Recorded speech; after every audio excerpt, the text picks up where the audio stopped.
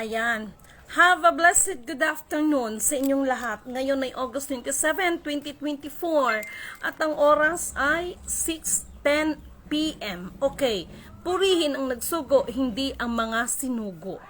Una at higit sa lahat, wala akong sawang aking itinataas, aking pinupuri, dinadakila, niluluwalhati, pinasasalamatan, sinasamba ang pinakadiyos ng kaliwanagan, ang banal na espiritu at ang inang lupa. Maraming salamat sa apat na elemento ng daigdig, ang elemento ng apoy, ng tubig, ng hangin at ng lupa. Maraming salamat sa apat na direksyon na ito from the north, east, west, south. Okay, mabuhay ang perlas ng silanganan ang nagmumula sa sikatan ng araw. Mabuhay the Lufasug Sulu Empire, Darul Islam, the 11 countries, Maharlika Kingdom of God. Mabuhay ang nagmumula sa 12 tribes. Nawa ang espiritu ng katotohanan, katwiran, kapayapaan ay kaliwanagan ay pag-ibig ay sumasa ating lahat.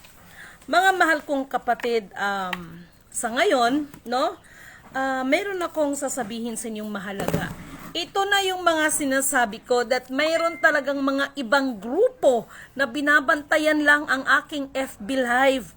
Tapos kukuha sila ng idea, ang kakapalin talaga ng mga muka ninyo. Okay, I remembered, no, last 2 days or 3 days ago, I remembered, no, kasi totoo naman no, na wala talagang mangyayaring release, no, in the whole, ito, diba sabi ko nga, pagbibigyan ko pa kayo hanggang December, kahit sa susunod pang taon, as long as, no, unahin ninyo ang katotohanan at ang kanyang katwiran at bigyan muna natin ng kaluwalhatian, no, ang kataas-taasan para lahat ng bagay ay idaragdag sa atin. Okay?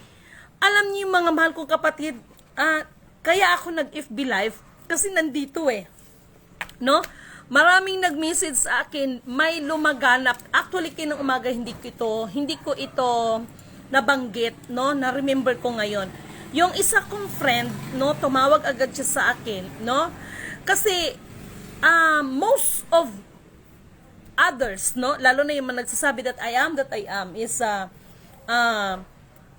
tawag nito, hindi naman talaga nila nababanggit yan kung tutuusin, kundi puro mga sarili ang itinataas at puro ang mga sariling mga kapurihan. Okay, naalala nyo ba na sabi ko, luluhod ang lahat ng may tuhod sa nag-iisang Alpha, Power, Omega. Abay, kaninang umaga, tinawagan ako ng kaibigan ko siya, Lidimil, please answer my call.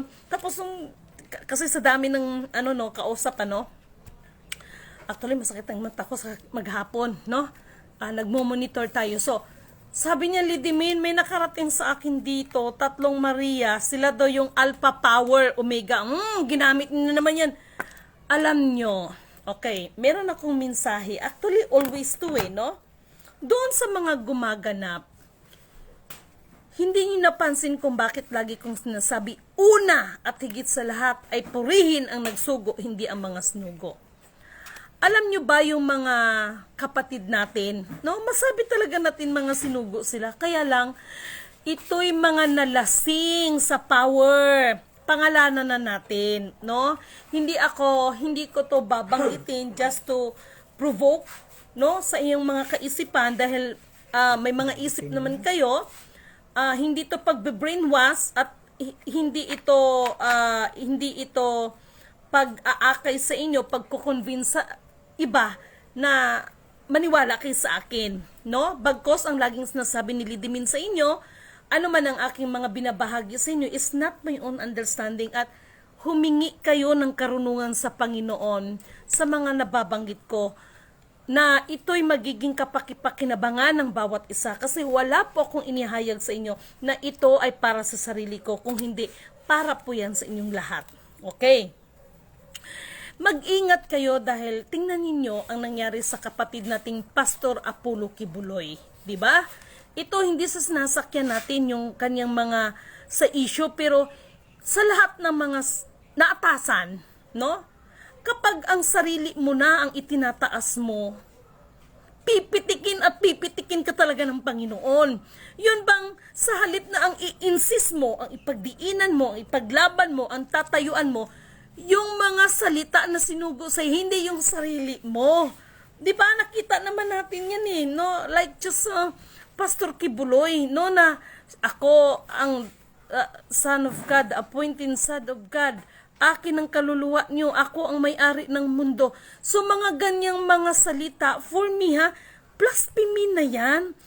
Alam niyo, nakalimutan ko lang ha, turuan ninyo ako kasi hindi, sabi ko nga, hindi naman ako ganun ka-expert. Hindi ako expert pagdating ng Bible.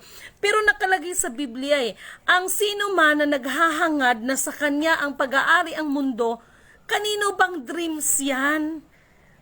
Kanino ba yan? No? Di ba kay Satanas, diritsahan, no? Tapos ito lang hapon, meron na naman nagsabi, okay, doon tayo mag-focus sa release, no? Kasi ito na, nagchat siya sa akin, no? Okay, nagkonsulta. Okay, nagkonsulta sa akin ang ating mga kapatid kasi meron na naman nagsasabi na magre-release na itong September. Hello! I am Lidimin Canuto from the bloodline of the Lion King. Ang pinagkatiwalaan ng napakasilang bagay, ito'y kung tutusin, it's a very confidential, no?